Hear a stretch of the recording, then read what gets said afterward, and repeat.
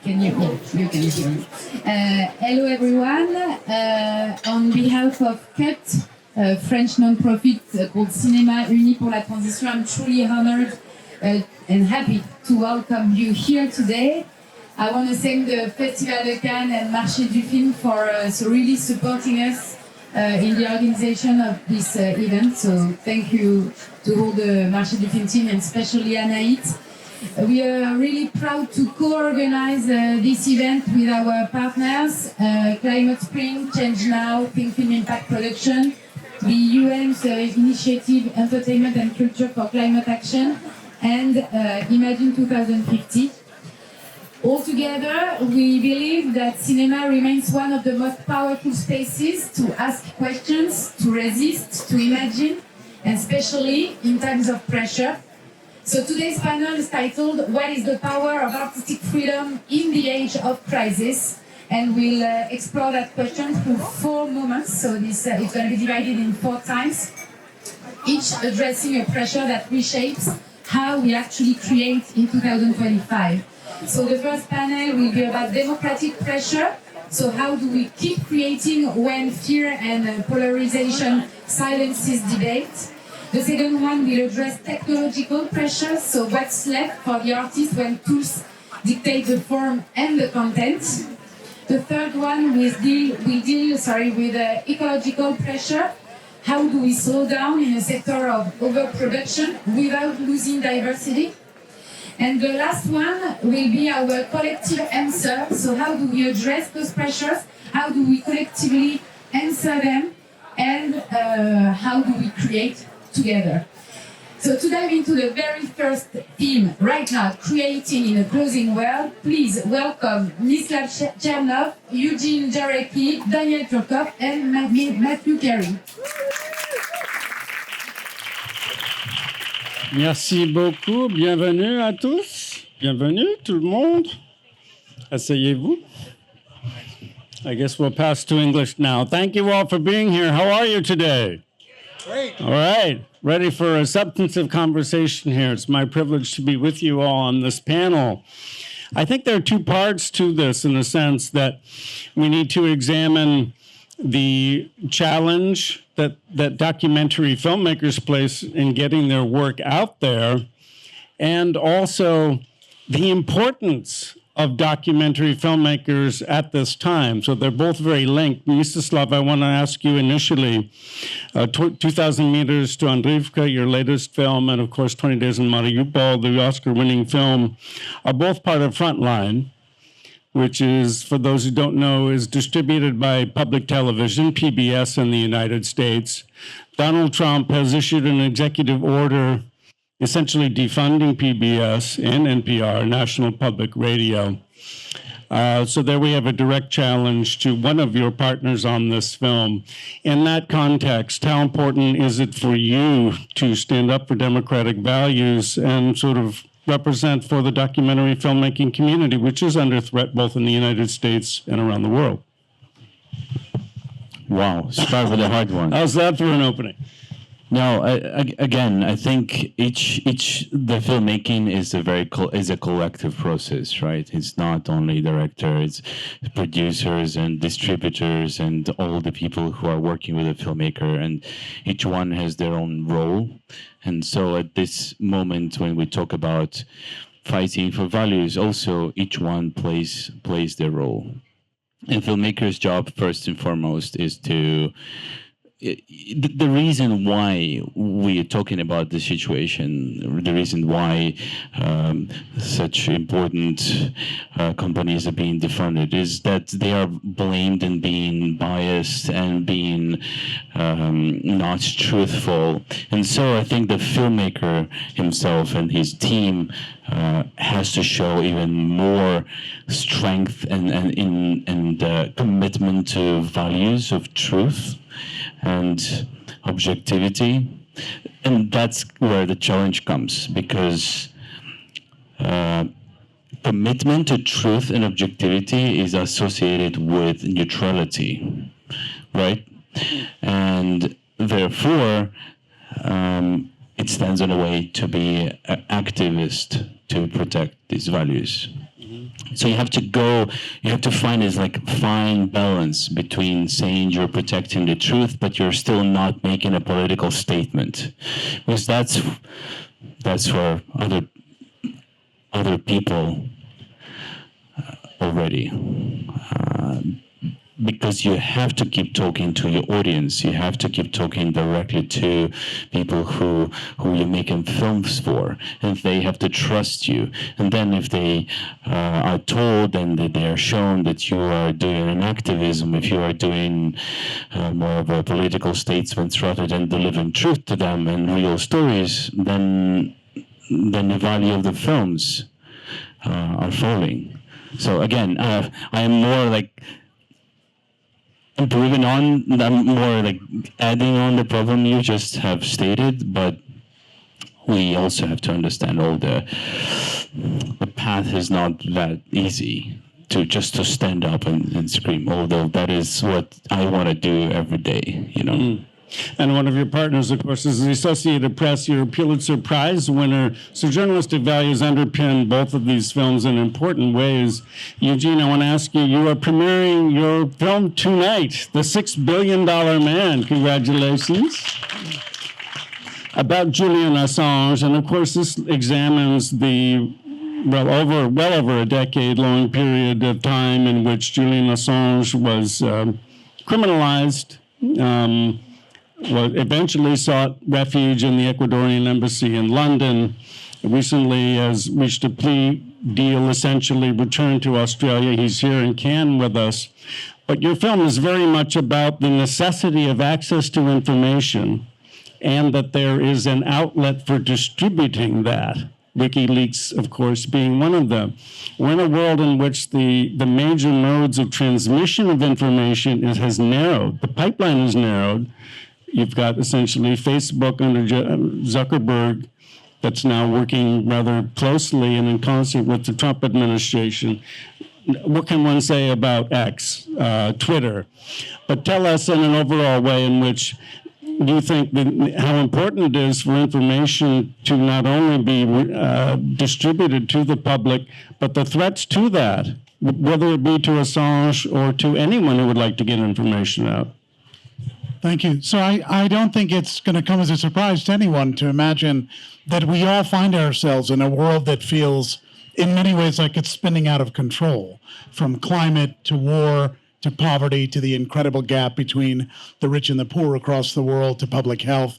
There are so many areas of life where there is a creeping sense that fascism is on the rise, a more than creeping sense of it now. People see it profoundly in their countries. We never thought we'd see that day again. And of course, one of the first casualties of fascism is information and the public's right to know. And what Julian Assange in my film and in his life and in his battles with the US government stood for was actually a very interesting idea. WikiLeaks, for a lot of people who may not know what WikiLeaks was, it was a simple technological sort of hack that existed suddenly for human beings that had never existed before. Prior to WikiLeaks, if you were a whistleblower inside a government or a corporation, meaning if you were somebody who wanted the public to know that your organization was doing something bad, you had to take enormous risks. Just think of all the president's men. You had to go into a dark parking garage with a suitcase full of information and risk your life to be able to get it to a newspaper that would put it out. And even then, the newspaper might get all scared about putting it out. And so there'd be a battle there. But there was a definite risk to your life and limb if you were a courageous person who wanted to tell the world what we need to know in a democracy. In any democracy, the public needs to know what they're voting on, who they're voting for, what is going on behind the scenes. And a whistleblower, therefore, is the most central figure in a democracy. They're the truth teller who comes from behind the curtain and lets us know what we need to know. Well, prior to WikiLeaks, there was no safety for such people. What WikiLeaks did was they offered a safe haven for whistleblowers, because they said, if you're a person with such a secret, we can give you an anonymous way in the digital age, you can upload it and there won't be a trace of what you did. This was suddenly encouragement to whistleblowers around the world, and the first serious whistleblowing that happened through WikiLeaks exposed war crimes being committed by the US government in Iraq. This led to vast exposures not only of the war criminality of the Iraq War by America, but far more broadly, the criminality of how America was imperially running the world with the help of many of her allies. The Americans didn't like this. And so the crackdown that then came, the clampdown, as the Clash would say, against Julian Assange was severe, it was immediate, and it was life-threatening. The movie is called The $6 Billion Man because $6 billion is the bounty that the United States put on the head of Julian Assange. It's what they paid to destroy Julian Assange. And the evidence of that that's in our film was evidence that came to me that isn't just about him. It's about the lengths the powerful will go to at a time right now it's getting worse to stop us from knowing the things we must know, to democratically affect our world. And so the fact that we're in that battle means that WikiLeaks, in many ways, just like a filmmaker who's making a film about Ukraine, just in the exact same way, he's got to come out from under to tell the truth about what's going on. And those people need protection. We are those people. We need protection. Any one of us is one step away from a heroic act, and there has to be safety for that. There has to be protection for that. And I think it's for us to figure out how we exercise that courage in concert with one another. And I think WikiLeaks' story is the story of that from its inception. Mm-hmm. Thank you. Danielle, you've been involved in some very important films. Navalny, the Oscar winner, which was distributed by CNN Films. They got out of the business right after that, and now they're getting back into it. So that is somewhat helpful. Black Box Diaries, which of course really challenged Japanese society in rather profound ways. Just in the last year, though, we've seen films that are really serious and take on the powerful, take on governments, having a very difficult time finding distribution. And most notably, No Other Land and the BB Files has certainly come to mind. Can you offer your perspective on how difficult it is becoming to try to get films out there in the world that do have everything to do with our democratic values and challenging those in power? I mean, I feel like that's a really tough question, but let me have a stab at it. I'm sure everybody on this panel has something to say. But I mean, it goes without saying that when you have private streamers who have their own missions and values and they're deciding the content they curate, matched up with public broadcast who are challenged by authoritarian governments or even lesser authoritarian but mission valued money within the public space as well, becomes very narrow. The opportunities you will get for content in the documentary space to really thrive. But we can't allow that. And we do see platforms, actually, one of the co-founders of a platform's in the audience today, Joel, and there are others coming out where they're trying to find spaces amidst this kind of machinery of distribution to get content that does give people the right to know, does give them that journalistic integrity, a space to thrive. And I think if we actually look at the way audiences consume today, and it's very clear that a lot of, especially young people between the age of 18 to 28, they actually go on YouTube, watch documentaries of unknown filmmakers, and they sit there and watch hours of that content. It is about finding kind of authentic roots to that content and making it accessible and available. And I think there's just a dynamic that's gone on where you're trying to get the biggest amount paid for your film, and there has to be a values alignment as well. What do you as a filmmaker want to achieve? Do you want to make money, or do you want this to be seen by everybody? And it's horrible to say that that is the case for documentary, but often for documentary directors, I know how important it is for them to make films that really expose an idea or a vision that hasn't kind of been able to be seen. And the only examples I can give around the impact campaigns we've run recently, 2 new films that you didn't mention, actually. One as a kind of with my producing partner Anna Mata Blindheim in Norway, Facing War, which kind of exposes how war decisions and tactics are made in NATO. And people say, well, did you make that because you wanted to kind of support a NATO-driven mission? And I said, absolutely not. I wanted audiences to understand that they have a window into something they don't know, so that when they're voting on a machinery that will represent who they are and their money, that they can decide whether that's something they stand for or not. And I think even that is something that is struggling. It's just giving you a window into a big personality. And the other one that we've just started to work on, and it's also a tough one, is Mr. Nobody versus Putin. And that's really coming out of, somebody's huge risk to take out content to prove that there is a mass disinformation campaign going on amongst very young students, vulnerable children. And so it is a duty in this film business to highlight the incredible stories that come from those grassroots moments to holding those who are in influence accountable. And I think it's about alternative distribution ultimately. We need to find licensing in other places. We need alternative platforms.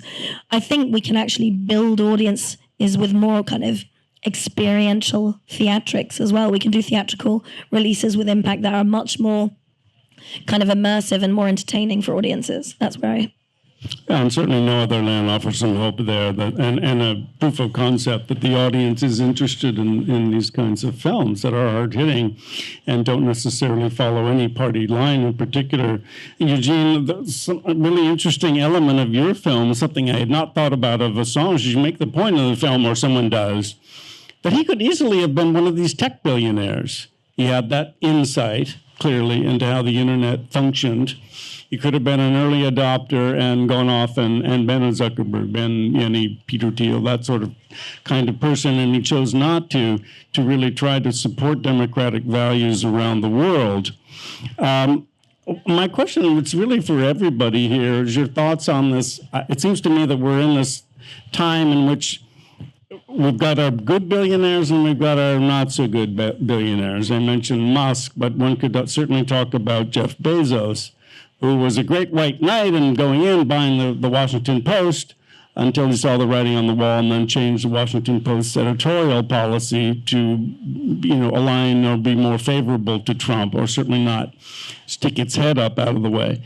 We have Alex Gibney partnering now with Wendy Schmidt, who's, another billionaire, Silicon Valley billionaire.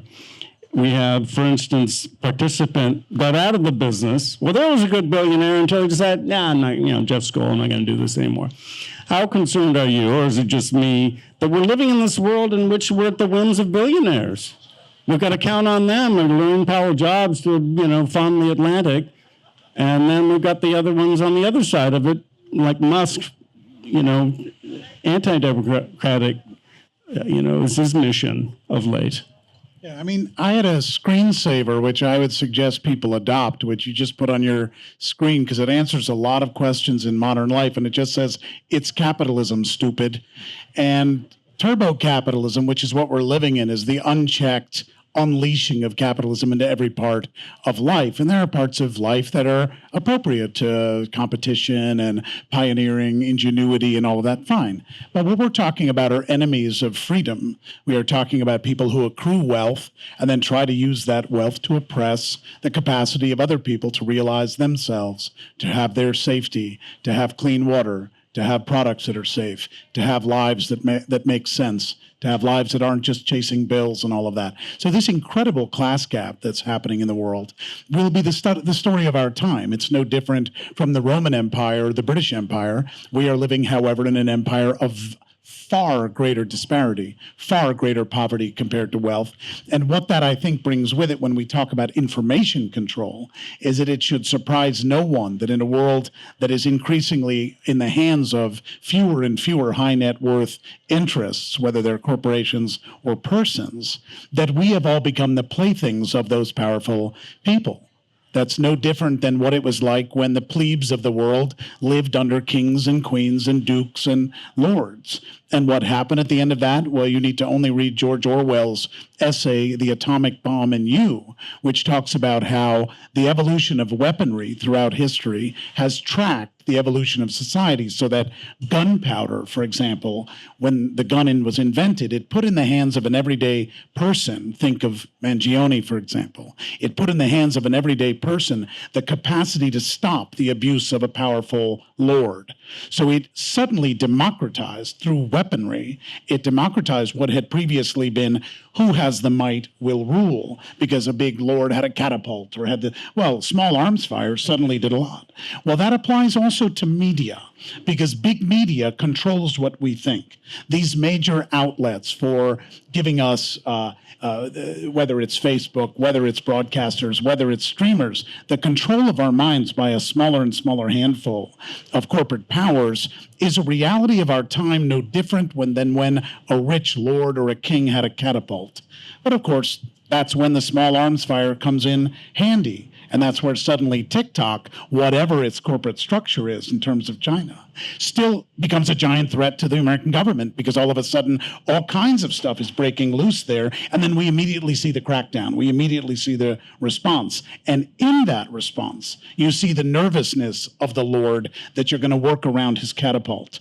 And I think all we need to do is keep committing ourselves to the pursuit with our small cameras, with our small arms fire, with our capacity to just grab truth and share it. That in that sharing, it's an incredibly difficult race for those in power to actually control that the public won't see something. You saw this first when Saddam Hussein was hung at the end or at a point in the Iraq conflict when it looked like America had emerged victorious over Hussein. But when the president, George Bush, came to his desk that morning, he wasn't able to watch a video of a reasonable, as you can call it, execution of a leader who had been a dictator and so forth. Instead, this thing looked like a hanging done by the mafia in a basement somewhere. It was an incredible demonstration of the mess that had been made of Iraq. And so instead of being able to come to his desk that morning and put a happy face, we have changed a dictator into a democracy, and our airplanes have dropped democracy from the sky, and isn't it remarkable? He had to find a way to put into any kind of reasonable language what had happened, because somebody shot it with their cell phone and uploaded it before the centers of power could control that narrative. And the truth is, that'll always happen. On the highway, the cops have a radar for your car, but if you have a radar detector, you're going to speed a lot of the time, and they're not going to get you. And if that metaphor is applied to the making of media and the sharing of media, it becomes incredibly difficult for them to slow us down. And so I wouldn't be discouraged by the centralization of power by the rich over those instruments, because yes, they will control the nonsense that they want us to receive. But it has never stopped, frankly, the spread of truth. Victor Hugo, I'll say as a last moment, Victor Hugo said, more powerful than the tread of a mighty army is an idea whose time has come. And we are always one arm's length away from the capturing of an idea that could break the myth, that could break the narrative. And I live with that hope and courage among all of us, that we share with each other, and then the truth gets out. Thank you. How many have seen, all right, Eugene. How many have seen 2,000 meters to Andriivka here? Oh, a few people, and I hope many more will in the future. You see what I'm saying? Everybody's watching. Well, they will. They will eventually, I have no doubt. But, and Mstyslav, I wanted to ask you about that, because anyone who has seen it knows the extraordinary access that you got to Ukrainian forces who were trying to take this teeny tiny village, or what remained of it, of Andriivka, trying to progress 2,000 meters to take it back. What I want to ask you about is that kind of access is not allowed by most governments. It's not allowed by Israel and Gaza. The United States learned from Vietnam that we're not going to give the media that kind of access, because it turned the American public against the war in Vietnam. Can you speak to that, of the importance in terms of democratic values of journalists, filmmakers like yourself, having that kind of access? I'll go back for a second to your previous question, and sometimes I do feel, that I live between this turbo capitalism when I'm traveling in Europe and US and Western world, and then I'm coming back to Ukraine, and then I get under fire and the bombs and the rockets and the AI-driven drones right now, and then I feel that from another side, you get the totalitarian regime that tries to invade your country. So you bounce between these two pressure, these two dangers from one side and from another side, and you're trying to survive and work. And that gap is shrinking and becoming narrower and narrower. At the same time, we do have, I agree with you, we also do have more tools, and going into the 2,000 meters to Andreevka, going that battlefield, I have been, with the access to which I go in a second, with that access I've also been able to film and capture much more than would be that a person in my position would be able to capture in Vietnam or Second World War or any of the wars, because technically, the capacity of cameras that we can use, the drones, the technical solutions to be able to capture that experience of war, an experience of love to your own land, and being able to fight until the end for it. To capture that experience, we have more tools. Therefore, the impact of our work can be stronger, and no one can take it from us, right?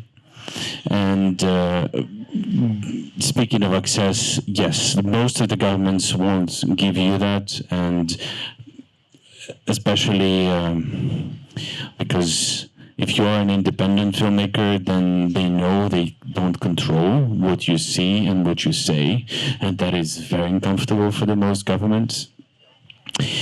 And so you go with friendship. This is what saves the filmmaker. You be yourself, and you go and you just spend time with people, become their friend, and share time and space in your life with them, and you risk with them, and then slowly everything opens up. There is no shortcut for for a good film or good access, right? You just do it for a long time, and you risk extensively, and you put yourself in line, because I'm sure you had a lot of risks while doing that film too. It is an uncomfortable film for a lot of people, for a lot of governments. There is no shortcut. But more we are attacked, more energy I feel that we have to push back and to do our job, because you feel that your job becomes crucial for this time. Especially documentaries, right? These governments, again, both the Western and Eastern totalitarian and some of the democratic regimes, has made sure that no one believes the news, no one believes the journalism, no one believes in facts. So what you can do, and the only thing you can do, is to make a film, make it emotional, make it deep, and that will get to people. I just want to pick up on that. Please. I want to pick up on both of you, because I think your points cross over. One, that, it's apparently factual that audiences have greater trust in documentary today than they do in any journalistic news outlet. So picking up on the responsibility of filmmakers and everything you do and how far that goes, that's factual, that people are watching films in a way that they believe they are more truthful than the media that they get exposed to. And second of all, I pick up on the Victor Hugo reference of there is a time for everything. For those of you who don't know, Think Film has changed 10 laws in 10 years, and I guess we're the radicals that don't try and stay neutral. We have taken films and made and changed and amended laws that are more in favor of being socially just. You could argue that is taking a specific line. But when you see things like regulation suing Huawei and taking billions away from them for the fact that they have taken our information wrongfully and transported that for their own agendas, I truly believe that impact campaigns are a way where someone can come into a film and uplift the truth that doesn't challenge the integrity of the filmmakers in any way. They are making their film, they're doing it the way they should. But impact comes in and actually tries to do that action.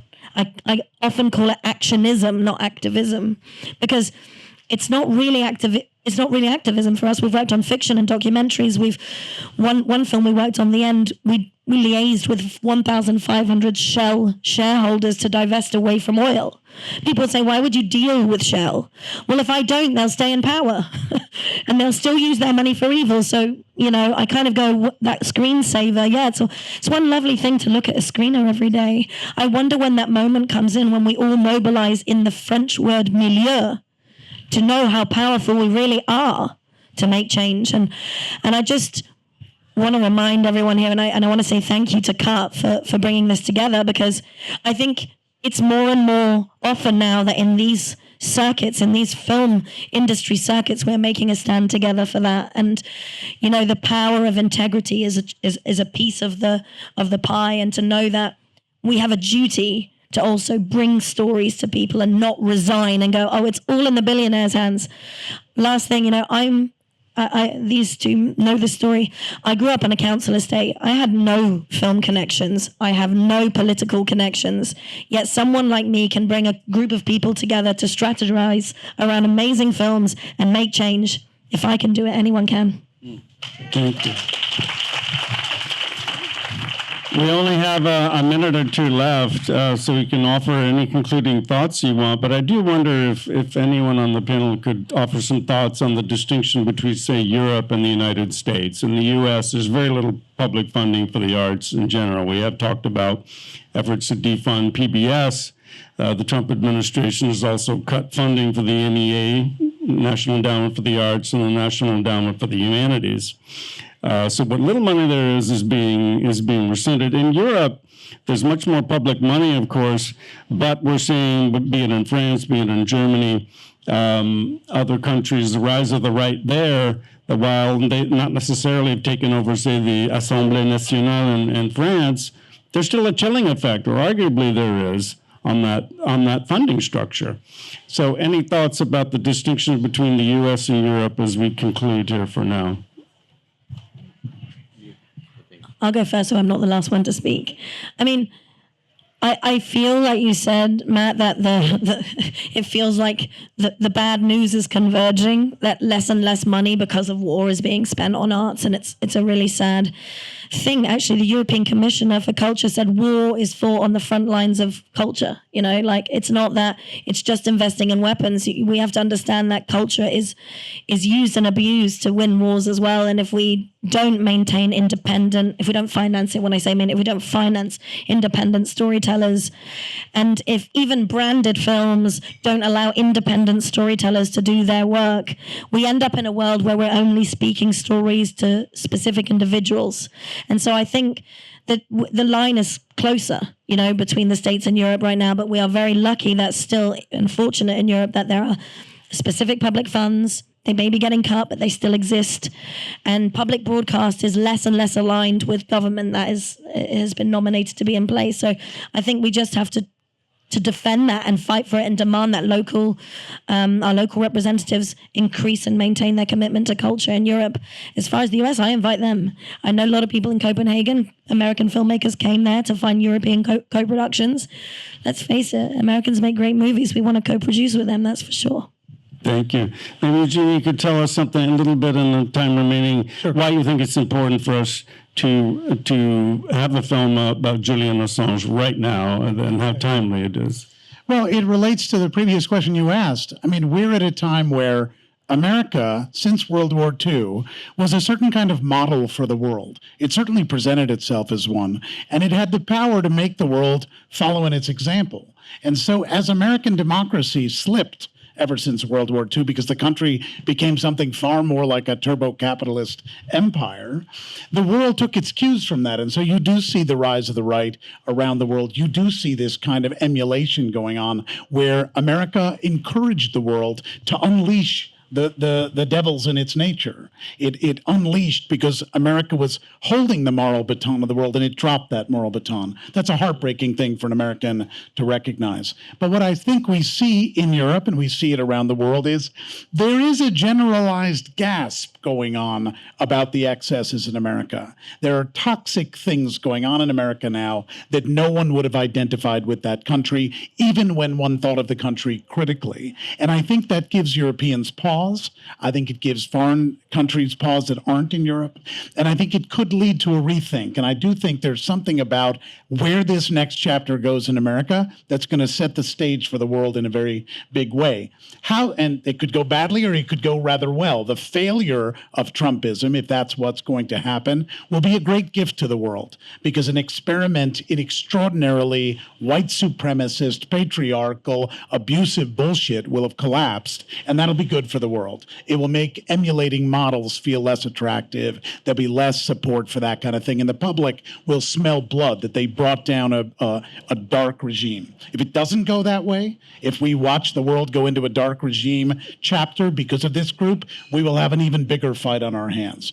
Julian Assange's role in all this is that he was there 15 years ago as a kind of canary in this coal mine, whose story should have been a warning about what the most powerful nation in the history of the world was willing to do to bury anyone who tries to tell what's really happening.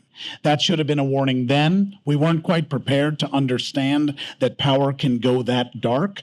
I don't think any of us doubt that anymore. And so Julian Assange may have paid a price with many years of his life for it, but he stands as a cautionary tale that arms us in this present moment of significant emergency to ready ourselves for the contest ahead, to ready ourselves as human beings who either do or don't recognize, I'm wearing slave-made clothing. I am wearing clothing that poor people are being exploited to make. Why am I wearing this while standing up here talking about human rights? Where are the fractures in my own participation, my own thinking? You've got to start at your individual self, spread that to communities of people who talk to each other about doing it better, and let that spread out. It ain't gonna come from these guys who are emulating the Trumps. They're running for their lives, trying to wear whatever clothes keeps them in power. It will only come from the small arms fire of all of us in our practices. Thank you, Eugene. Bravo. Mstyslav, just quickly, your film will be seen. That I am confident of. Can you tell us when it will premiere in the U.S. or elsewhere around the world on wider platforms? It's playing in festivals, of course, now. It's going to be premiering in the U.S. in the middle of summer, and the rest of the world follows. But first, it's going to be premiering in Ukraine, of course. That's the most important to me, that the relatives of all the soldiers and the soldiers who survived will see it. And I hope that, as previous films, as 20 Days, it will end up free for everyone, accessible for everyone to watch on the YouTube. Right, because Frontline is distributed for free on YouTube. Yes. So, all right, thank you everyone so much. I took a little extra time. Thank you to our panelists. We really appreciate it.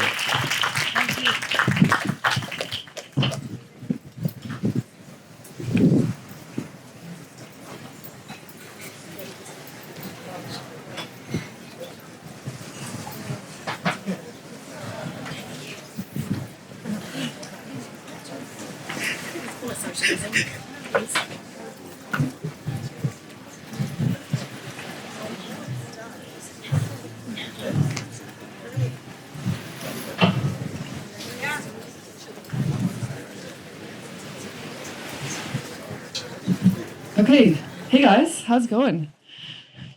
Yes, we're at the Cannes Film Festival.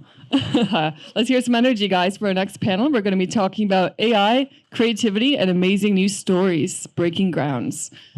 We have a very short conversation here. It's going to be like talking to ChatGPT. It's going to be fast, and we're going to hear some pretty interesting things.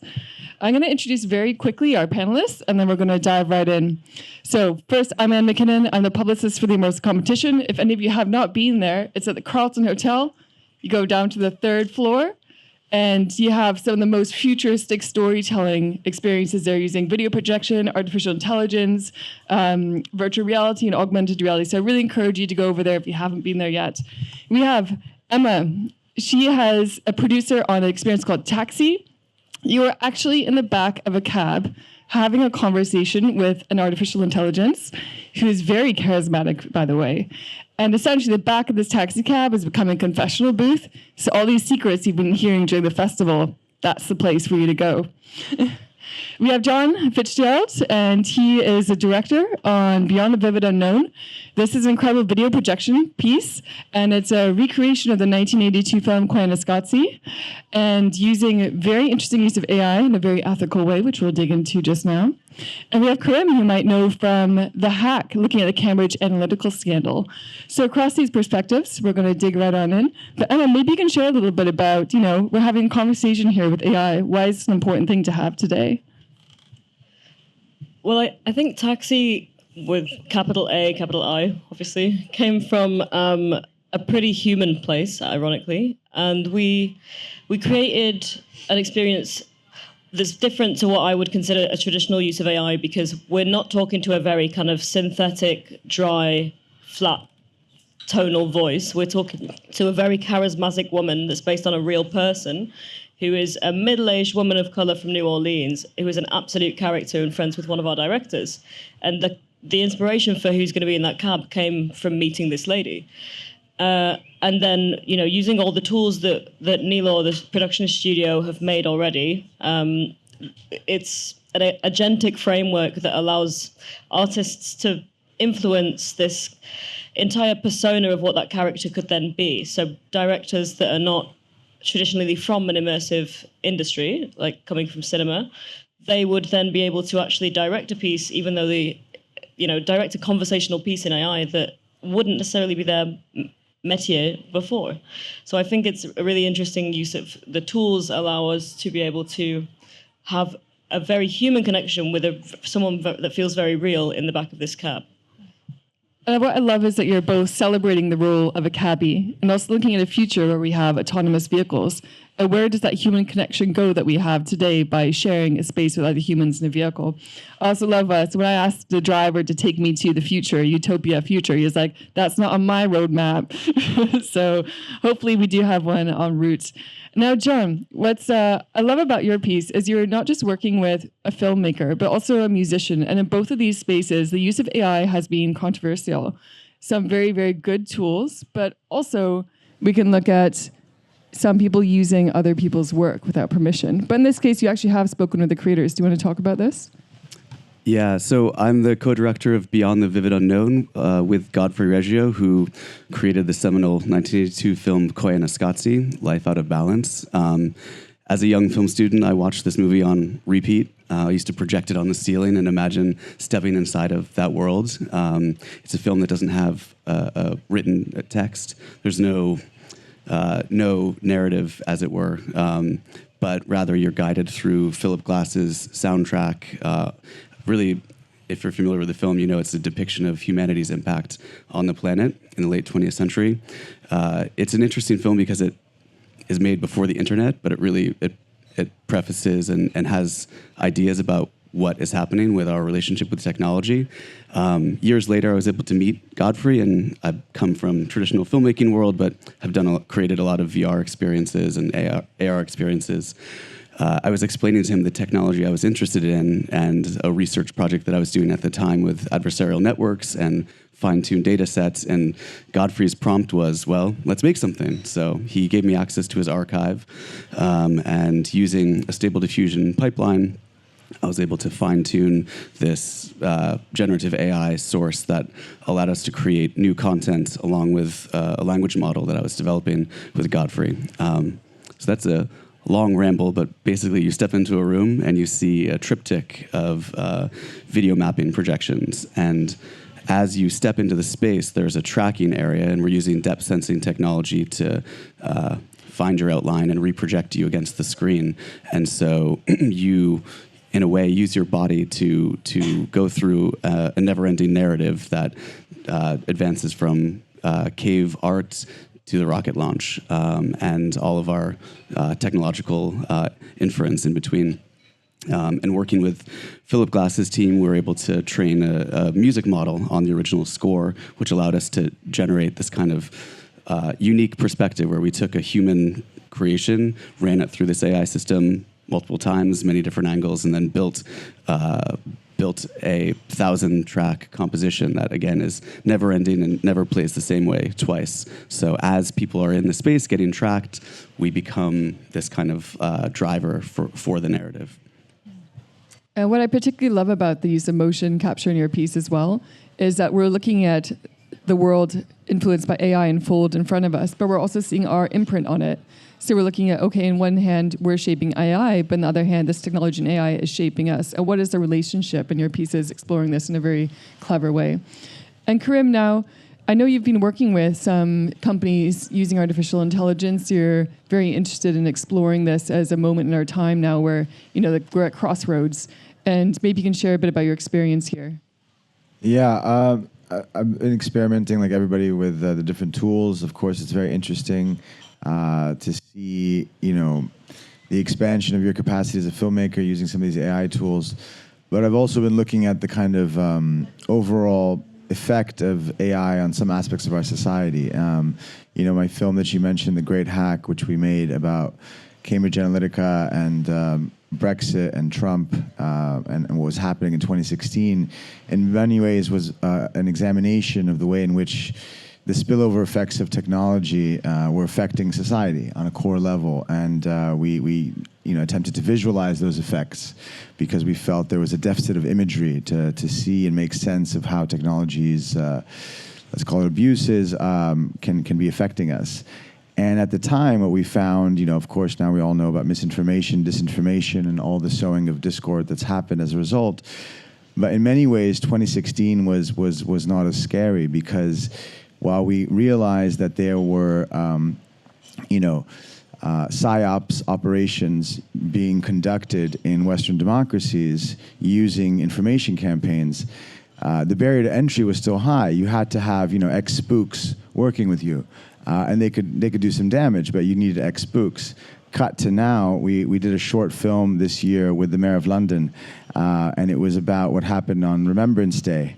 And if you remember last year, at the peak of kind of tension about the protests about Gaza happening in London, a audio file leaked that appeared to be kind of, like a hot mic from the Mayor of London saying, I don't give a shit about Remembrance Day. I'm the mayor.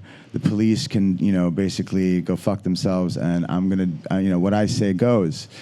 And it was released at the peak of a tense moment in that society, and it went viral. It went crazy, and everybody in the kind of the groups that were primarily on the alt-right saw what they wanted to see in it.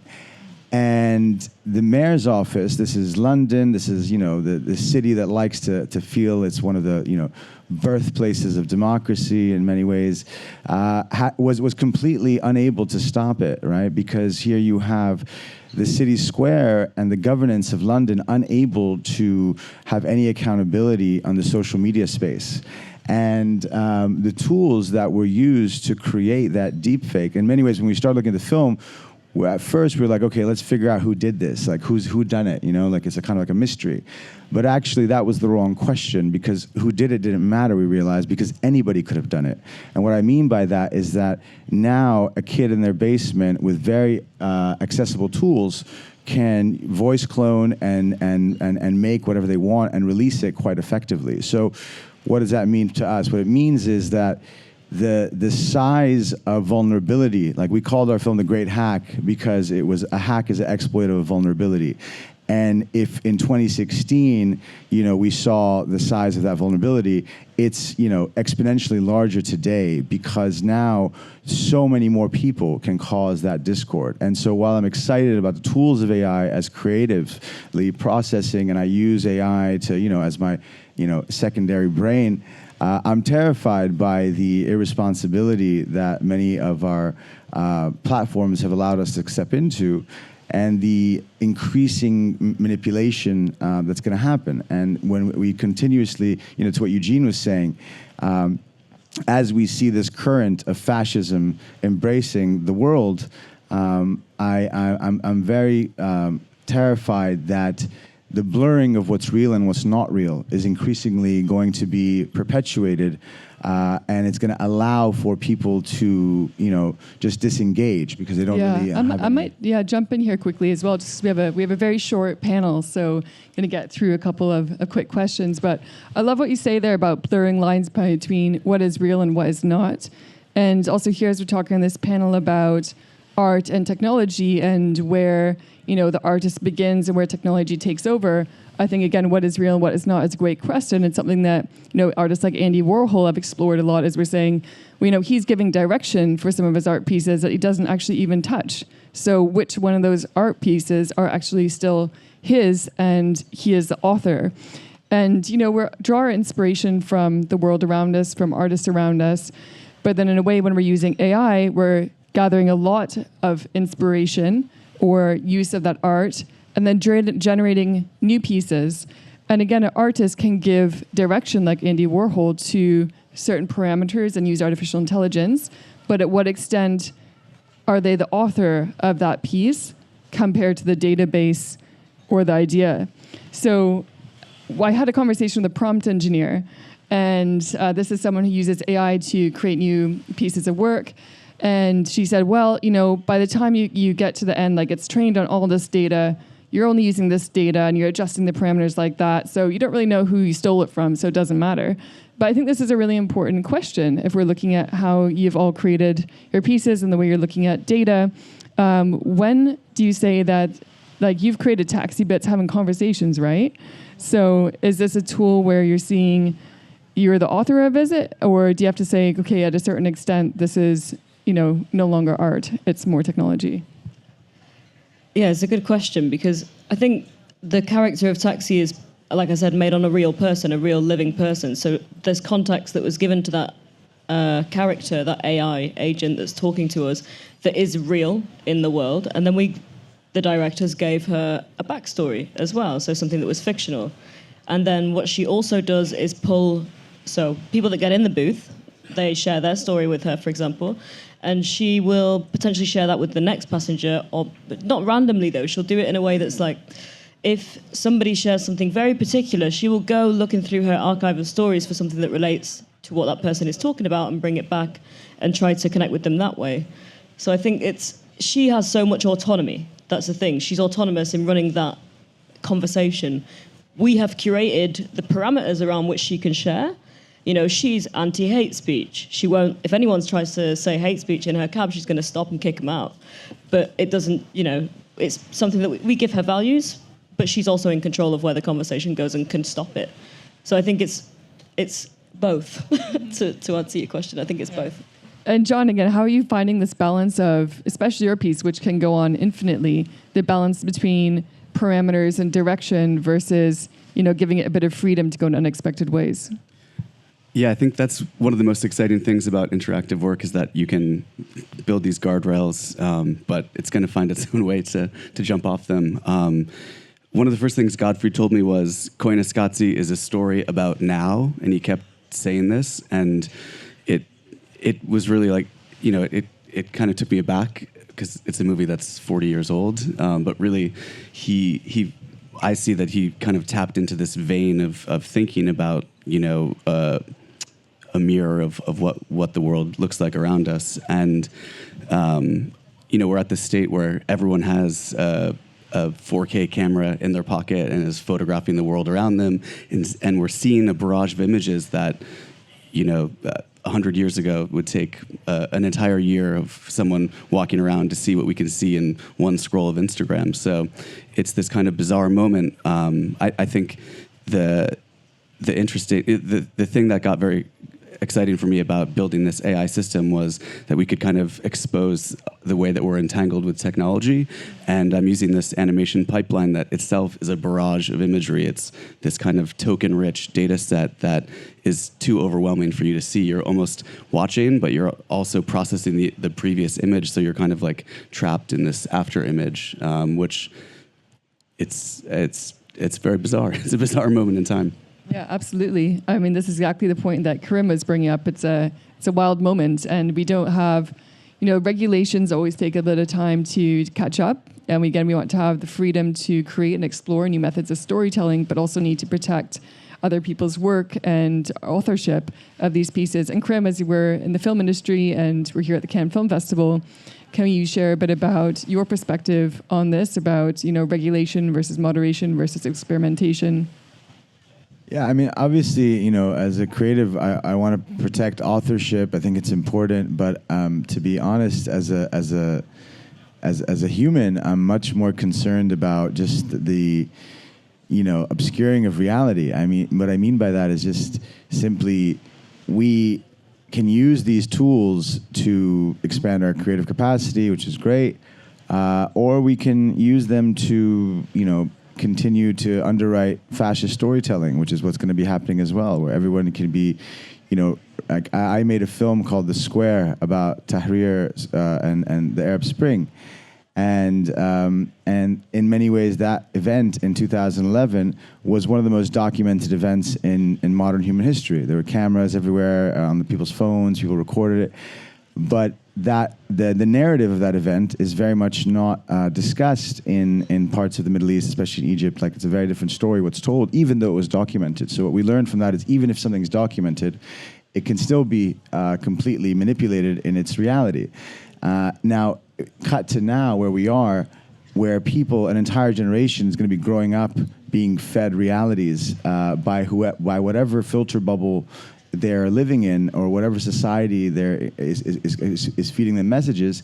And the concern is that the bedrock of what we celebrate here in Cannes, right, is the open society. Without that, there is no Cannes Film Festival. There is no anything. And we cannot have an open society if we do not have a fundamental basis of narrative that we all agree we come from, or a basis of reality. And we are living in a world where the technology companies have no regard for that whatsoever, have no feeling of responsibility for that whatsoever. And that is of grave concern to me, above my creative concerns as an author. So that's what I'm quite alarmed by, and I think we as a creative community have to really get ahead of this.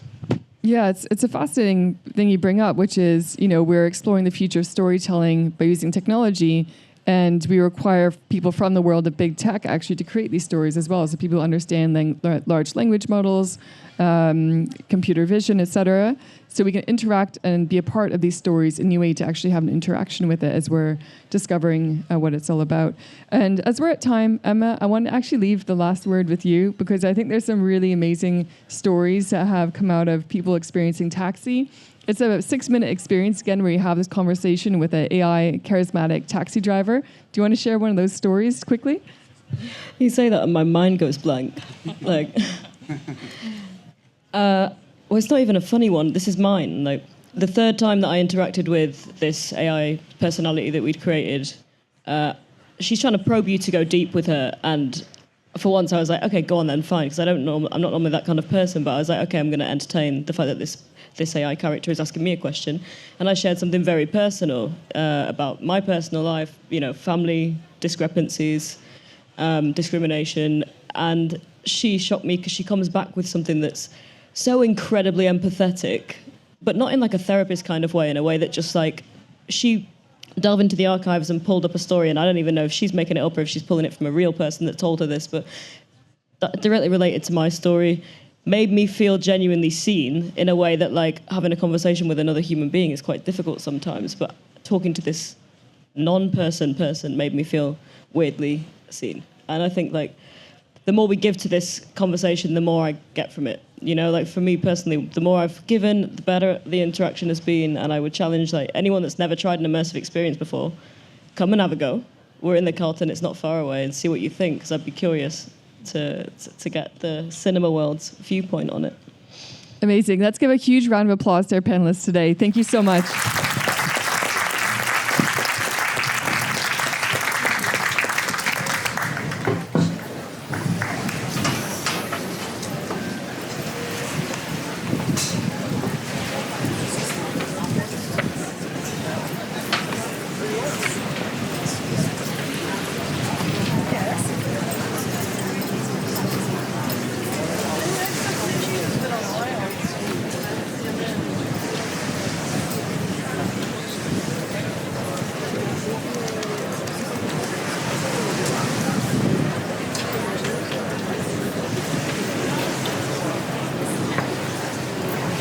Hello, everybody. I am Agathe Delisquet, and I'll be moderating this third panel. And personally, I work on collective imagination and the narratives that we bring to the general public in cinema and social media. And I try to question and reshape the way that we think about happiness, the way that we encompass the world that we live in, and try to put forward desirable futures in cinema and social media. And I organize a program called Film for Change at Change Now, which is an international summit in Paris, where we gather audiovisual professionals to reflect on the impact of the stories that we tell and try to spark this conversation to win festivals like this one. So today, for this third panel, we're going to be addressing the ecological pressures exerted on creation. And so today, in the face of the climate and the ecological crisis that we are facing, we're finally beginning to accept that we're living in a world with finite resources and that we just do not have endless resources at hand. But the film industry, like many others, was built on a model of always more. We're making more movies every year with bigger budgets, bigger sets, bigger teams. So the question that we want to ask today is, in a finite world, how do we keep creating? Do we create less? Do we create differently? And if we create differently, what does that change? Not in just like how we make films, but also in the stories that we're going to be telling and the futures that we try to imagine together. So to explore this, I'm going to introduce you to our four brilliant guests from across the industry. We have Blair Barnette, who's a circular production designer from the UK, and Blair is a pioneer in circular and sustainable design practices. We have Josh Cockcroft, who's the director of Climate Spring from the UK as well, who supports the development of climate-focused narratives across film and TV and helping creators bring climate stories to the mainstream. Then we have Katja von Garnier, who's a German director, known for powerful, emotionally driven feature films, and director and screenwriter of Bandits, Orange-Jawed Angels, and Fly. And she explores ecological themes through entertainment. And then finally, we have Emma Wall, who's a filmmaker working on climate, migration, and mental health through documentaries. And Emma's work blends activism with emotional storytelling. So in the first part, we'll address more the production side and then the storytelling part and try to compare if we need to produce less or maybe produce differently. So let's start with the most material side of filmmaking and the actual impact that we have. You can get the mic here. So the sets, props, the logistics. We're very happy to have an expert here today and on circular design. So can you tell us what does it mean for you to work circular in film? Yes, hi, and thank you for having me here today. As we know, the film business tends to be very wasteful with materials, with your energy, with people. Everything seems to be quite disposable, and it's just get it on the screen, make this product. I don't care what gets wasted in the meantime. That seems to be the MO for the industry. Anything to counteract that, to have conservation, to have mindfulness, to have planning, and be able to reduce those sorts of impacts is what I would say leading into circular design. And it's not just using sustainable materials or recycled or reused materials. It's thinking about how you can minimize the whole process itself and also bring in green storytelling into the product that you're making, to be able to tell a narrative that speaks to the world that we really want to be living in. That's also hand in hand with circular design. Great, thank you. And when we had the preparation discussion, you shared an example where rethinking the design process actually unlocks more creativity. Can you tell me about that example? Yeah, you can. If you just taking something that everybody has done before or not really thinking through the process of something, it's out of the box. It's easy enough to do that, to just repeat what somebody else has done before. But when you have to take the time to think and strategize with the other departments and really delve into what they're doing, find out the synergy between those departments. We tend to be quite siloed when we make something. We think about our own impact, our own department, our own obstacles and burdens. But actually, if you break out of that shell and learn more what the cinematographer is doing, learn what the location department is actually trying to do, and talk to them well in advance and plan things as often as you can in that minimal soft prep that we have these days, you can be hand in hand and make decisions that are a lot more creative, that are a lot more interesting, and that actually lighten the load for both departments. So if that's what you mean. I was referring to, the series that you were talking about, where they did the whole series on one set, and it was actually like more like unlocking new creative manners. And Remember. I can't remember. We spoke about so much. No, but yeah, she gave me an example of a series where they did the whole series in only one set. Oh. And yeah, even adapting Criminal. Now I remember it now. Sorry. A lot goes on in Cannes. There was this great TV series that took place in one set. It was a really beautiful, interesting set. I think it was called Criminal, this series. And France had their own version of it, and Spain had their own version of it. The UK had their own version of it, and there were several different one-hour episodes. And every single episode took place in an interrogation room in one set. So all of these different production companies just kind of rotated and took turns in this one set. So you can imagine the sort of building that would have to take place to be able to create so many television shows, to be able to do this, minimized into one process, because all these countries, all these producers just decided to work together to make that happen. And it was a brilliant design as well. It's like I can imagine that the production designer wasn't disappointed that they didn't get a chance to make a lot of cool stuff, because the set itself really spoke to the narrative and was really interesting, and you could see the things that they had put in leaned into what that story was. And it was beautiful. Every single set, every single shot was brilliantly designed and perfectly attuned for what the crew had to do. And I was so impressed with the fact that all these different countries got together to realize that. And it was such a great success and achievement with sustainable and circular design. Yeah, thank you for sharing that example. And if we truly take resources limits seriously today, where do you think is the biggest gap today between intentions and practices? I think it's time, and the fact that we are minimized so much on the time that we have to do anything. Everybody is behind the 8 ball from the moment you start the project. We all start day one feeling like we're in a post-deadline situation with not enough money. I've already spent my money. And people have a tendency to have a knee-jerk reaction and just go, okay, get everything, we'll sort it out later. And they just amass all these options and all this footage and say, I don't have the bandwidth to make a decision right now, just give me 360. And you get there, and 80% of what you've built, just the DP's like, no, I don't want that ceiling. I'm like, I just spent 10,000 pounds on that. No, I don't want to get it out of here, fly it away. Where it's that pressure of not having the time to be mindful and to create those decisions and really think about what I want.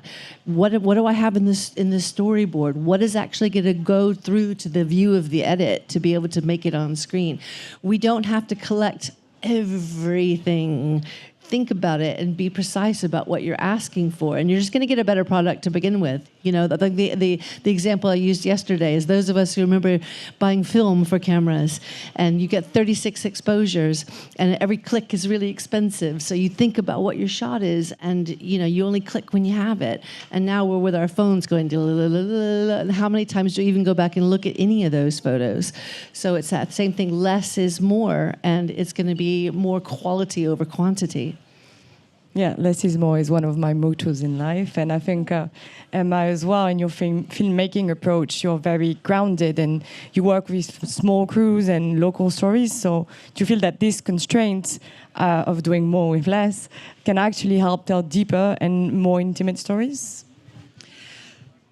Absolutely. I mean, I think there's a rich history in documentary filmmaking, which is the area that I work on creating really beautiful stories that are very moving with incredibly small crews, either made by the, director themselves doing the various parts or 2 or 3. And that's something that's been incredibly inspiring. And I think it comes from my background. I had a detour through a medical training and as a psychiatrist before arriving at documentary filmmaking. But I think it felt very natural to be in an extremely intimate environment where you're creating a safe container, where you're really just looking for truth to emerge.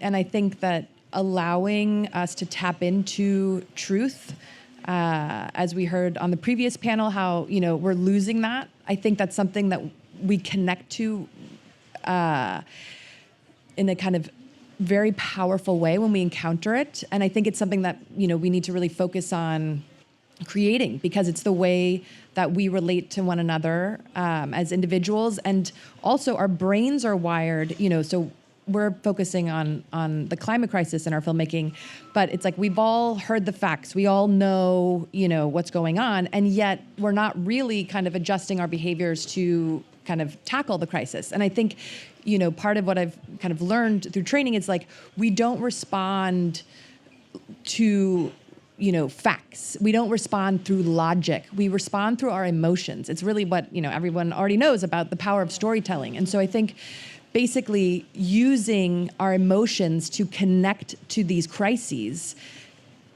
I can't see how we can do it in an authentic way that isn't intimate. At least for me, that's been the way in. And so I think there's something, it's like a win-win in the fact that in order to really create that space of authenticity and truth that can move us, that can activate us to take action, because I think, we all share in a sense of our, the studies show that many people recognize, what's happening in front of us with the climate. We just don't know what to do about it. And so that's been our goal in the filmmaking that we've made, is like trying to shine a light on the things that people are doing that we ourselves can help identify for ourselves, what we can do and move people from a place of hopelessness and despair, which was where we started, into a place of kind of optimism, activation, motivation.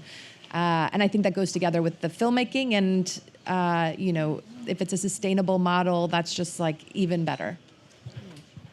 Great, thank you. So I think we kind of got that there is solutions in making films differently, and actually they can also be of help and open new doors to creativity.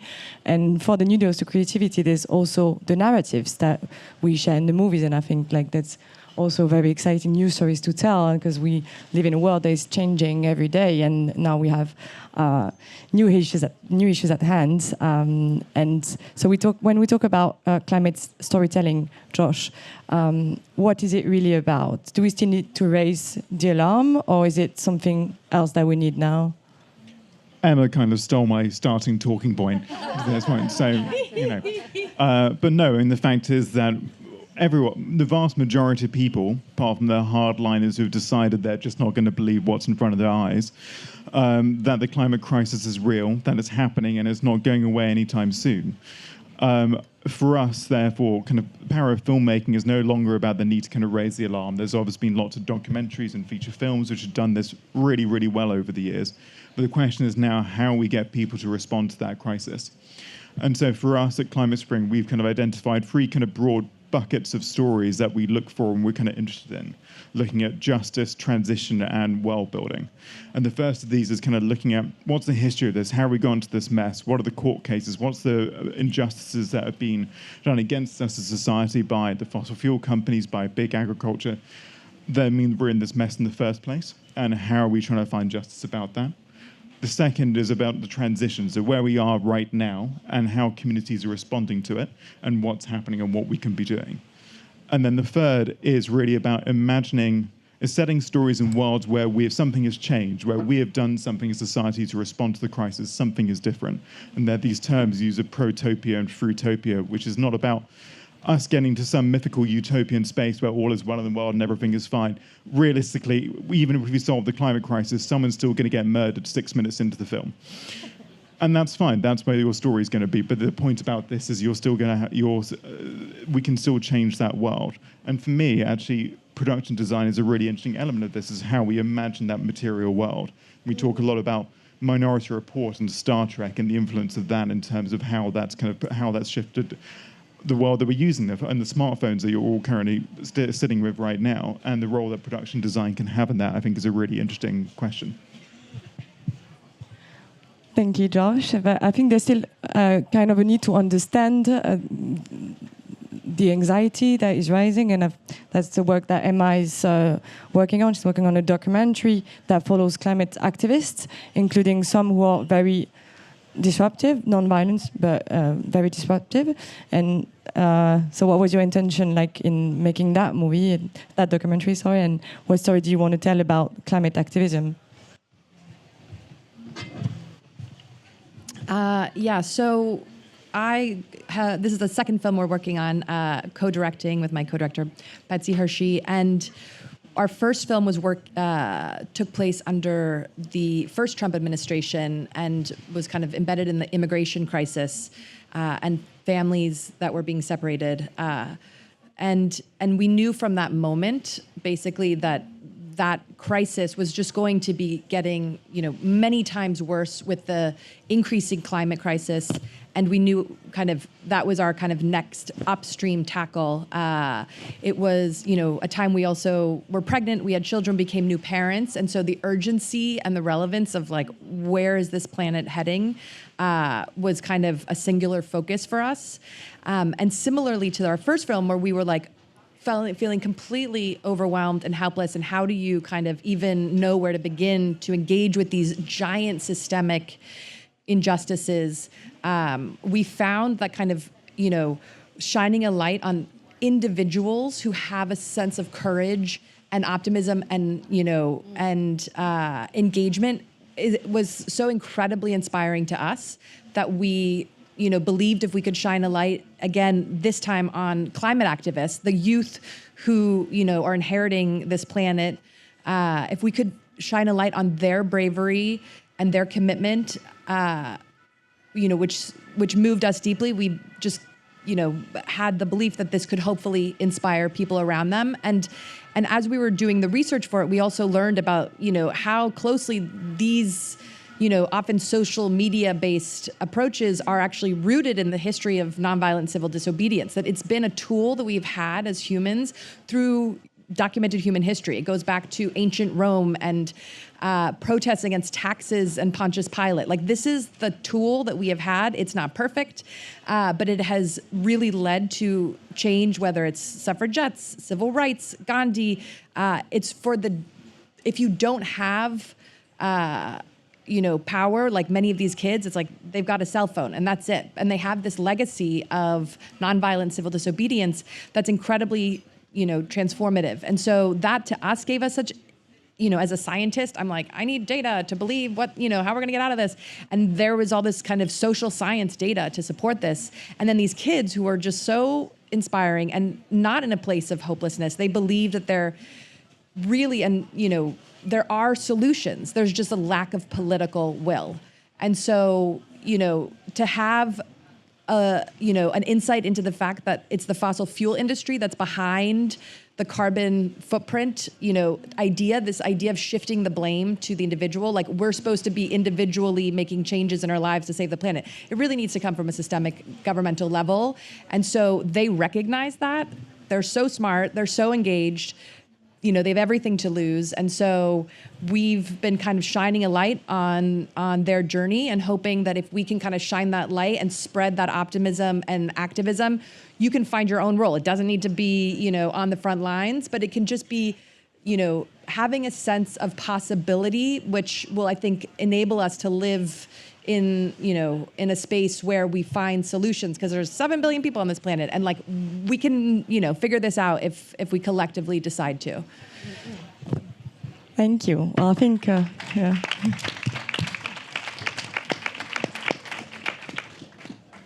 I think we do need to address it collectively, and for that also maybe go to other genres, and that's what you're doing, Katja, with also bringing climate activism into your films, but in a different way. So you're currently developing a movie that involves indigenous knowledge and deep sea mining, but told through a very accessible and engaging, entertaining fiction.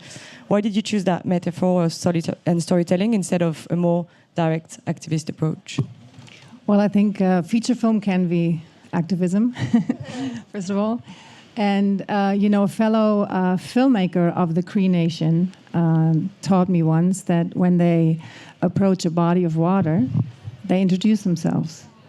And I think that's so beautiful and inspiring, and is in a nutshell kind of the value shift that need to happen in regard to our relationship with nature, which is something I personally and probably everybody here really cares about. And so I'm thinking a lot about, how can we make that kind of value experiential, a value that is not being valued. And as a filmmaker, I start with caring. What do I care about? Because I think caring is a undervalued superpower. And I just happen to have this intrinsic, inexplicable, intense love for dolphins and whales. I think they're sentient beings.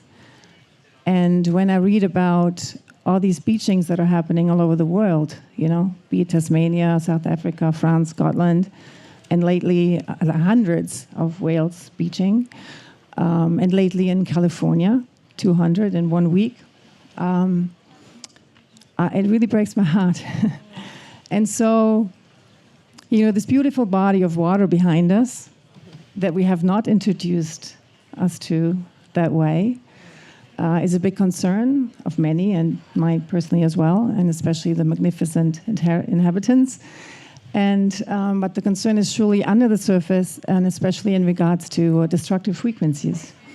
And when you look into that topic, and apart from sonar experiments and seismic exploration and towed arrays and all that stuff, you land pretty quickly at deep sea mining.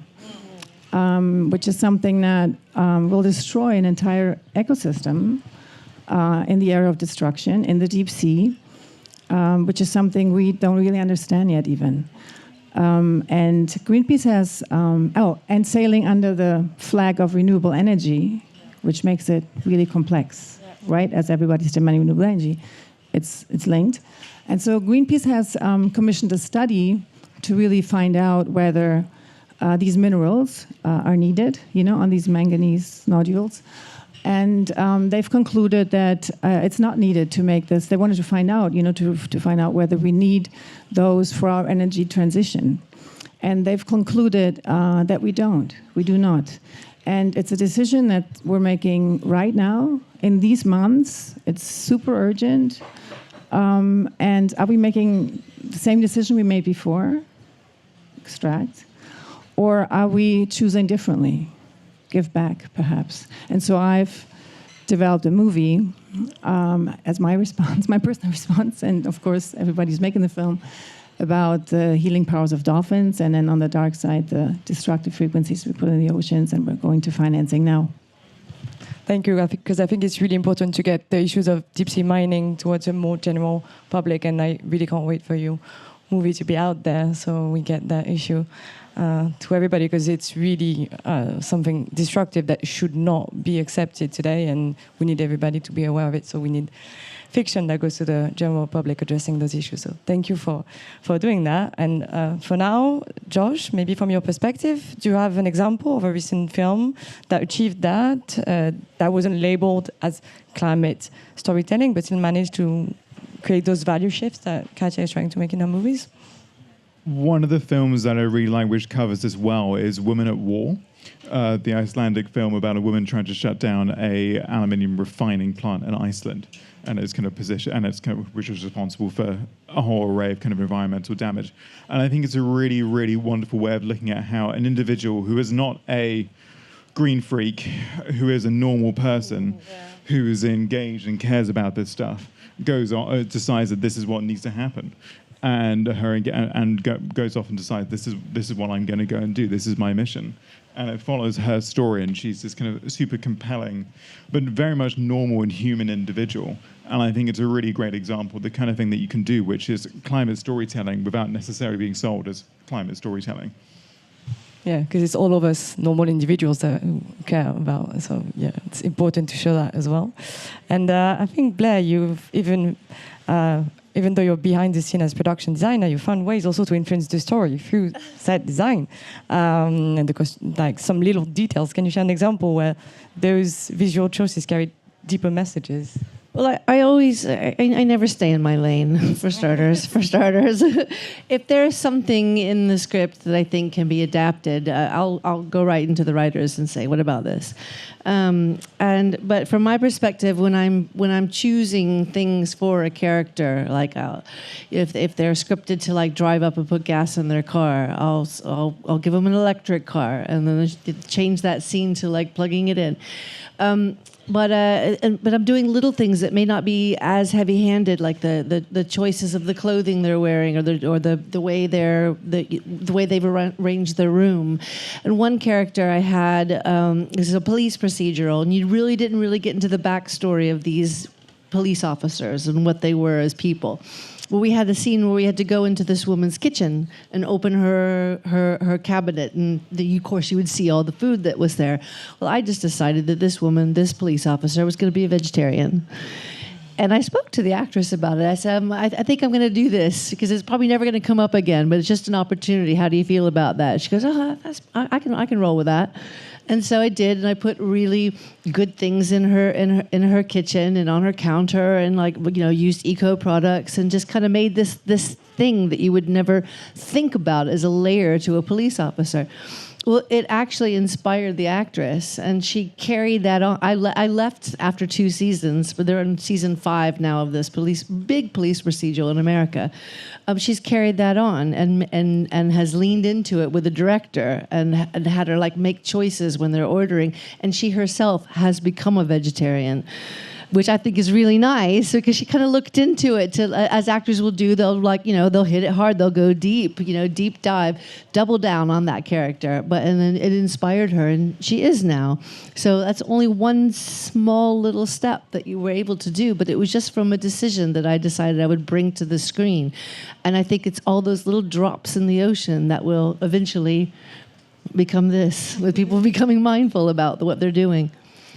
Well, thank you. That's a really good example of so we talked about what we can do on set, and then through the stories offset, and we can even have an impact offset with things that we do on set. So that's really good. Thank you for that example. And we're going to go back to our first question, because we saw that we could reduce our impact producing and with the stories that we share. And Josh, in this fine art world, do you think that we should be making fewer films, or should we do less, slow down, or differently? I've been thinking about this question quite a lot since you posed it to me yesterday in the Eurostar terminal on my way here. And I mean, essentially, I think that the power of film is far beyond what the impact of the industry is, which is not to say that we shouldn't be reducing our impact in the industry and doing what we can. But if you look at the numbers, I mean, I was trying to look at this for the UK, and something like the film production industry in London produces 0.12 million tons of carbon per year. The UK as a whole produces 700 million tons of carbon per year. And so if you think about that as a contribution to the mess that we're in, it's obviously something that we need to be doing and something we need to be fixing as an industry. But actually, I think that the power of filmmaking to make broader societal shifts and connect with people and to be able to raise the profile and be able to get people to think about what's the different ways we can be living, what should we be doing, I think is far beyond what the immediate impact is. I think, however, there is definitely a point that one needs to be thinking about why you're making a story, what's the intention behind it. I think ideally, if you're just doing it to sell Kool-Aid, then perhaps not. Then I think that possibly is a film that doesn't need to get made. But I think actually, if you have something genuine or authentic to say and you're trying to connect with people, or otherwise if there's an intrinsic value to the art, then I think then go for it. Well, Katja, I think that's also a tension that you've been thinking about in your own work, because the idea of making one entertainment film and one activist film, we could merge the two. So can you tell us a bit about this approach? Yeah, I mean, surely if you go to a financier and you say, hey, I have this issue movie, they definitely will, they run the other way, right? I mean, I had this conversation recently with a financier who said, you know, in this especially age of crises, you know, oh, the audience wants escapism and they want the romantic comedies and stuff like that. So, so of course, you know, as filmmaker, we need to figure out, like, how do we get many people to see something, right? And so my approach would be, yes, I have to figure out how can and I would never tell, by the way, anyone, and I also told you secretly that this movie is about deep sea mining. I think we kind of have to work on creating an emotional, exhilarating, beautiful film, and then sort of put in the story the issue like a Trojan horse, you know, that then is slowly decoded as the story unfolds. And my hope is that as you know, what's decoded in the audience's hearts is possibly a shift in our identity towards understanding ourselves as custodians and guardians of this earth. Well, so I think we all agree on saying that we shouldn't make fewer films, but with more intention and imagination and more care. And so, yeah, thank you so much, all of you, for this generous exchange. We're coming to the end of our roundtable.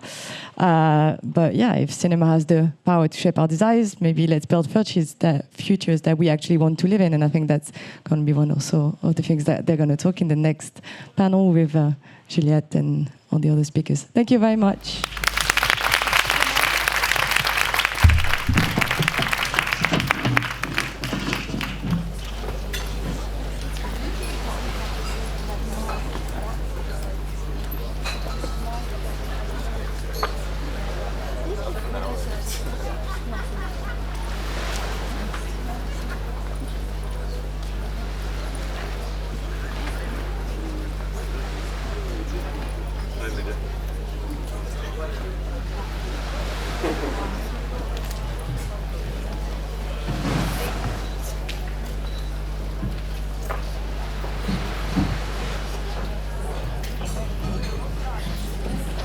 So now we have quite understood that you still, artists, have to create under those democratic, those ecological, and those technical.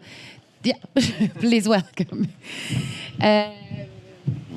Under those different pressures. So, and is cinema still a place to resist? And how can we resist?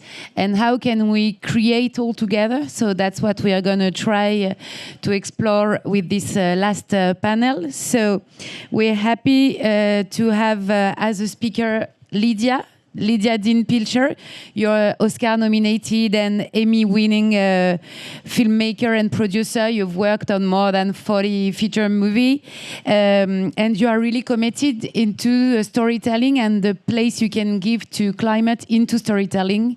So you work with unions and with schools, universities, and also with policymakers, because you represent here the United Nations. They have created a program which is called ECA for Entertainment and Culture for Climate Action, and you're part of the steering committee. So you're here as a UN. No pressure. We also have Romane Boringer. You're a French actress and director. You work both with like really intimate topics, but how you create relationship and actually how you create with other ones. So we're going to go a bit in this topic. And you premiered your last movie 2 days ago, I think, Dites-lui que je l'aime, starring Céline Salette a bit. So we're going to explore how you as an artist are trying to face all those pressures. So Céline, you are a bit in that movie. You're a French actress and director. You've worked with major filmmakers such as Bertrand Bonello, Jacques Audiard, Costa Gavras, and you directed your first movie last year, which was premiered here in Cannes, Niki, a portrait of Niki de Saint-Phal. And we have Cyril Dion. Cyril Dion, you're a filmmaker, writer, and activist, and you're known for your movies Demain and Animal, which was also shown in Cannes in 2021. And you're quite known in France, for those who don't know him, for advocating for the place and the role, the power of movies and of narratives, and how we need to really handle this topic of narrative. So that's what we are going to talk about. So my first question is for you, Céline. Now that you direct also, that you have this new role, I mean, well, you had your first movie as a director last year. Has it changed your point of view about the power of storytelling and how you use it as an artist? It had always been I'm sorry for my English, it's quite bad. Sorry. I like vocabulary and so on, so it would be a small English. I don't know how to call it. But anyway, yes, it changes a lot, of course, because you have a responsibility, because you're choosing your subject, so you're making a difference, and you're telling a story. So you're responsible for it. And what it brings to us now, there's such an emergency everywhere around the world for other forms of narration, for stopping feeding the beast with stories about violence we were fed with the same stories, over and over and over for decades. Men's guns, violence, but without conscience, without killed people easily in movies. We didn't get it.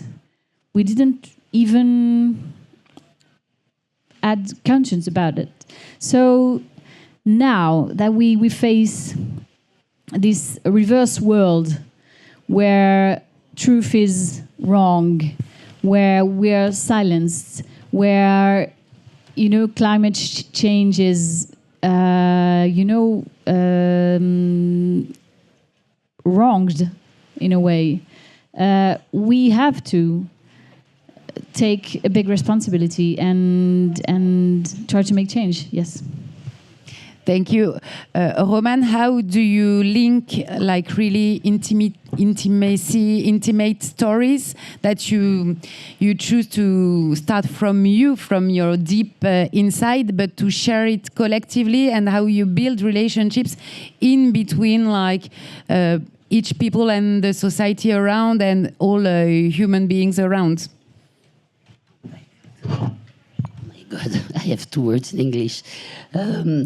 I don't know if I will respond correctly to your question. What I feel is, as an actress, as a personne, comment on dit, non, actrice, personne publique, we are always asked to say something, talk about.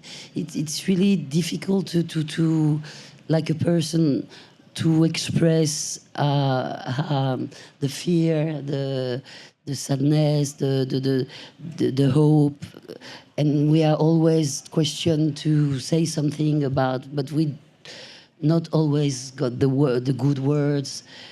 But suddenly, by our work, our media, making films, telling stories, it's really a place where we can put our deep hope, light. I feel more comfortable with this project to make films, to join people who write, who film, and to spray images, stories. And I've got the feeling that that's a good, real good way to link, to give strength, to yeah. That's what I believe in my work more than in my words. Okay. If it's clear. Cyril, so it's a link that, because you've been, that's what I was saying in introduction, advocating for storytelling and the power of storytelling and the model of society it gives, it shows the model of success as well, the model of relationships. But what actually did you identify so early, a bit before everybody, so the role of the storytelling? I used to be an activist, so I was kind of wondering what could shape the world, what could really make people act in some way. And I was just, witnessing other activists always describing the catastrophe, just saying what is going wrong. And that's pretty much the same thing with documentaries. I mean, it's really important to have films who reveal the truth and who show the world as it is. But to me, we lacked some movies who could show the future, that could kind of free our imagination. Because if we want to create some new society, we have to imagine it first. I mean, before we went to the moon, we had to, imagine we could do it. And storytellers did that for us. I mean, when Jules Verne wrote De la Terre à la Lune, From the Earth to the Moon, it was a novel, and it inspired directors such as Fritz Lang to make movies about it. Méliès did a movie about it too. And there were numerous of movies who were showing, and that's pretty much the same thing with all the thing we have right now. I mean, smartphones and IA, it's been in movies first. So movies, stories are shaping society. They're shaping the way we see the world, and they're also giving us some desire to build the world we see on screen from time to time. So if we have absolutely no movie showing how we could, get out of this mess. I mean, what a world where, what a sustainable world would look like. We don't know that. We don't have any movie showing that. How are we going to overcome the power of these new fascist people who are just saying that climate change is a hoax? We need to tell those stories. We need to tell the stories where we win, and we also need to imagine what the world we would like to live in would look like. So we started with a documentary with Mélanie Laurent. We did that documentary called Tomorrow in 2015, and it's a documentary. So we were just thinking that nobody would care at all. And it's been a huge surprise because we had more than 1 million people who went to see it on the cinema in France. It's been released in 30 countries. Millions and millions of people saw it. And I still meet every day some people who tell me, oh, this movie just changed my life because it gave me the energy to change my job, to choose the school I wanted to go in. The mayor of Paris just create the whole biking policy inspired by Tomorrow, by the example of Copenhagen that was in Tomorrow. We have more than 500 companies who just shaped entirely their industry because they saw a French company doing that in the movie, and they went to see it, and now this company is training them to change it. And I just couldn't help to see that it's working. I mean, when you have a good narrative, when people identify to these people who are trying to change the world, it works. So to me, we need, thousands and thousands of them. I mean, the Americans just spread the American way of life after World War II through cinemas, through series, through advertising. So now we need to create some kind of ecological way of life. So if we want to do it, we need a lot of movies, of series, telling those stories. Lydia, when you talk to institutions, to policymakers, do you feel Do you feel that they understand the emergency of investing this field of storytelling, of narratives? Yeah, well, I'm just going to back up just a bit there to say that the group that I'm working with is part of the UNFCCC, so it's the UN organization that has formed an international treaty to bring world cooperation together around climate change. And these, I'm sure you all follow the Conference of Parties that happen annually. In November, we'll be having the COP30 in Belém, Brazil, which is amazing that Brazil is the country of honor this year, and the whole delegation of culture and filmmakers are here. And I'm an international filmmaker, so I'm very happy to have been selected to this committee to work with film and television around culture, because I find that culture often gets siloed, to your question of talking to policymakers and institutions. The UN itself is very aware of the power of culture, and they will say to us that a movie like Hotel Rwanda or Blood Diamond or something, it affects hearts and minds in ways that no amount of pamphleting and having conferences and things does.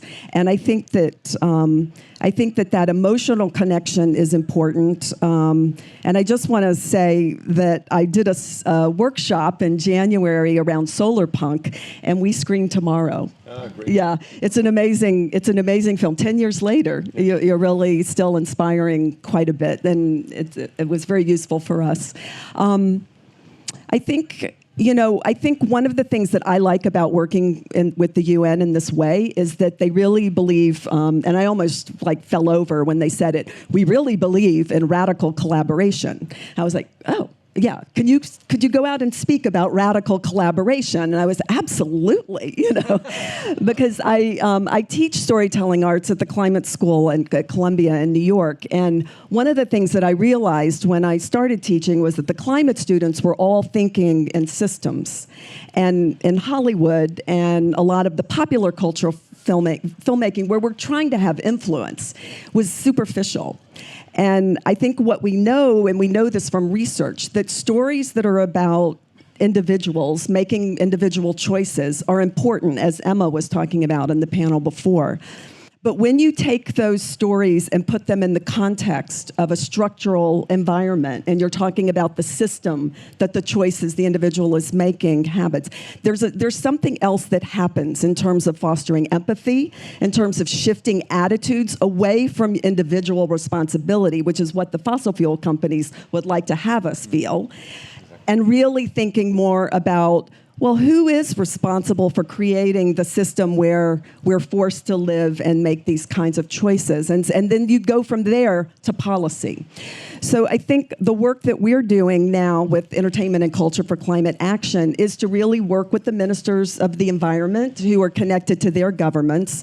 But we want to start with the filmmakers. We're interested in the Global South filmmakers who have the most urgent needs in terms of climate precarity.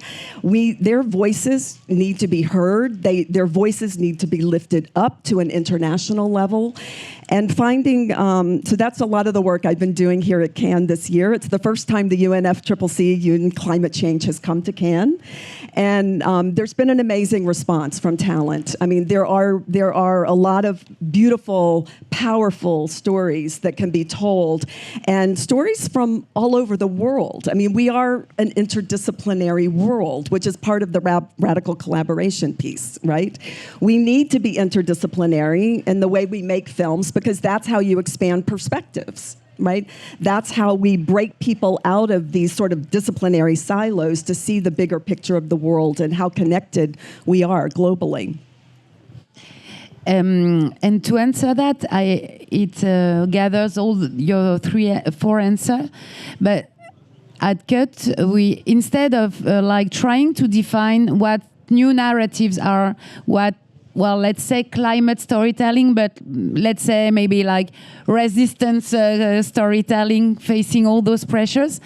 We have a project with GUT. We are really happy to announce you today. So we are going to develop a collection actually of short movies, between 10 and 15 short movies, to experiment that, and not to stop being a bit theoretical, but to really experiment what it means to write, to produce, to tell stories, but also to distribute movies in a new way, in a, let's say, sustainable way.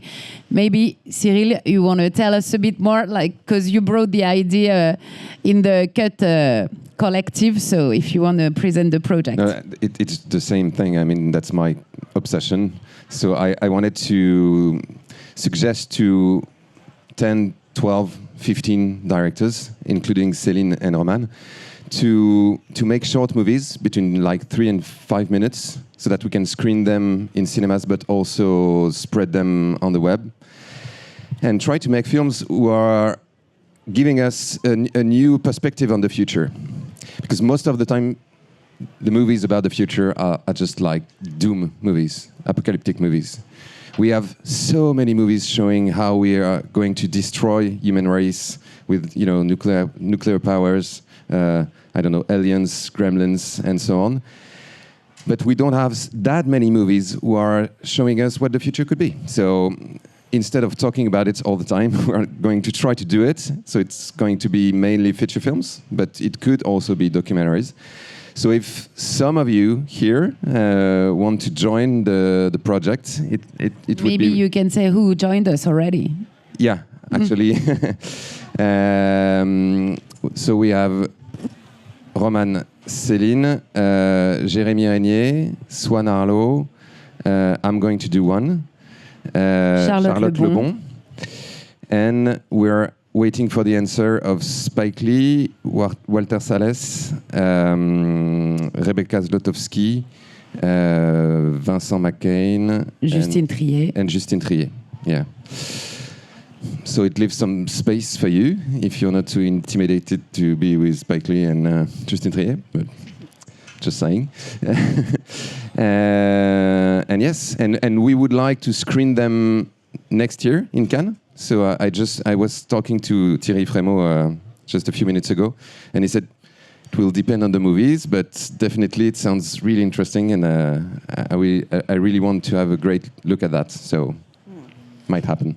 So that's the coming project. Now 1 year to make 15 movies, so easy. But Céline, when Cyril mentioned this project that you accepted, what was the reason or the reasons why you accepted, being challenged as an artist, or? Actually, he just met my obsessions, and I just contacted him. We just contacted each other quite at the same time. I was obsessed by the idea of making a TV show about solutions that the public could vote for, but just exposing solutions. You just are interested, and you just see easily that they are there. Solutions are there. They are easy, and they're constant. People, there's somebody who's called. No, he's got a funny name, but anyway, the guy is selecting seeds that can resist to dryness. This guy is a genius, and we need to know about him. There's another man who made, but was destroyed then, but can try to do it again. I wanted to make a documentary about this guy, but he's got an obscure past selling weapons. So in a moment, I asked him, can I talk about this past in the movie, Because, there's something there, rise, fall, and the past. And he said, well, telling his partner, I prefer not to. So I thought, okay, well, let's talk about and he invented, or he kind of, made oil from algae. Comment on dit des algues? Algs. Hein? Algs. Algs. Yeah, voilà.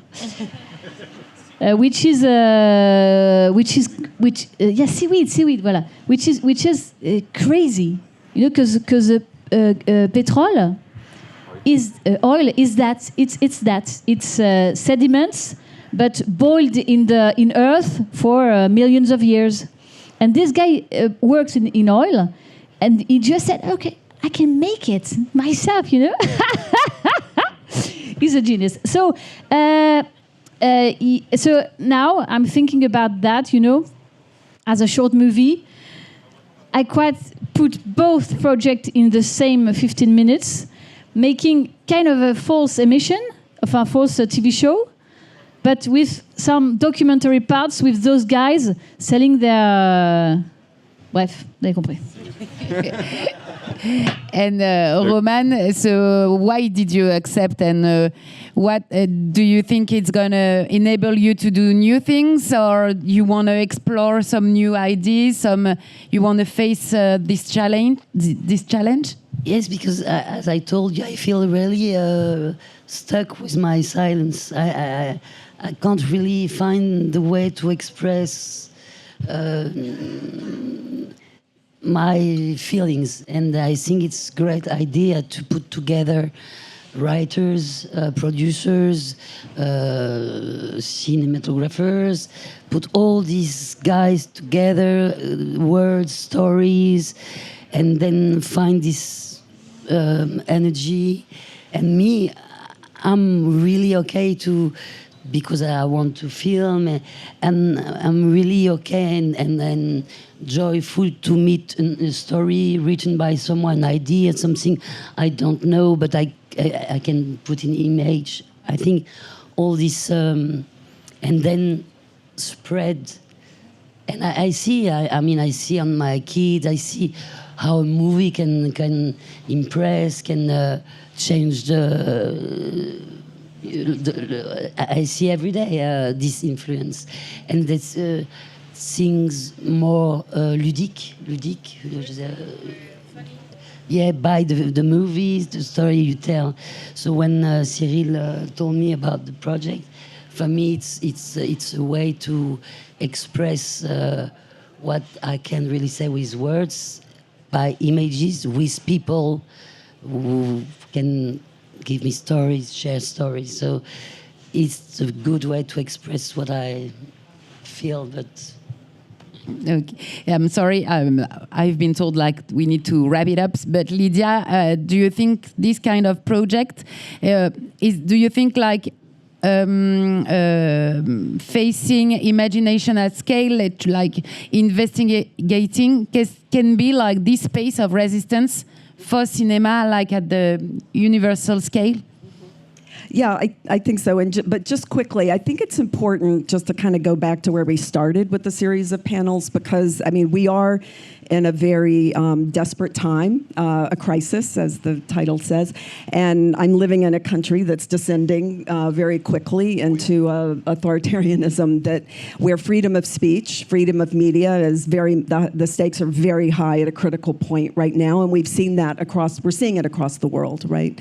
So I think as artists, we have to really pay attention to how we are, how things are being normalized and altered as they're happening. And I think that's why it's so important that the Brazilian delegation is here at this COP. We have to confront the fear and stand up to it and use our voice. We have to unite and do it together. That's really important.